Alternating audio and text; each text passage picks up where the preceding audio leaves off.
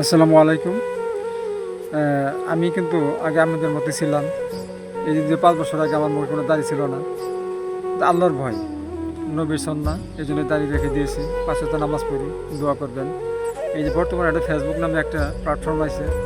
এই প্ল্যাটফর্ম আহেরি মনে হয় যে মসজিদে যে নামাজ পড়ি, রুকুতে গিয়া সিজদা গিয়া মনে হয় খালি যে কয়টা লাইক, কয়টা কমেন্ট, মনিটাইজেশন দিছে কি না, চিন্তা ভাবনা এটাই। বা এটি শুধু আমার দিয়ে আমি বললাম, কিন্তু আপনারা নিজের বিবেকের প্রশ্ন করুন। সবারই একই অবস্থা। আপনারা দেখেন বর্তমানে এই ফেসবুক আমাদের নামাজ থেকে কোনো দূরে ঠেলে দিছে। যারা তো নামাজ পড়ে না, পড়েই না, আর বর্তমানে যারা ৫ ওয়াক্ত নামাজ পড়ে, এই যে আপনারা চিন্তা ভাবনা দেখেন যে আমার কথাটা ঠিক আছে কিনা, যে আপনাকে শয়তান আপনার মাথা কী ঢুকাই দিচ্ছে, আপনার নিচেরা দেখেন। এই পথ থেকে আমরা বাইরে আসি, ৫ ওয়াক্ত নামাজ পড়ি, তারপরে আমরা ফেসবুক করি, আছে আমি যাই করি, সমস্যা নেই, তারপরে কাজ করেন। কিন্তু নামাজ কেউ ছেড়ে দেন না, কারণ হিসাব প্রথম নামাজ এটি হবে। আল্লাহ আমাদের হেদায়েত দিক, আল্লাহ আমাদের মাফ করে দিক।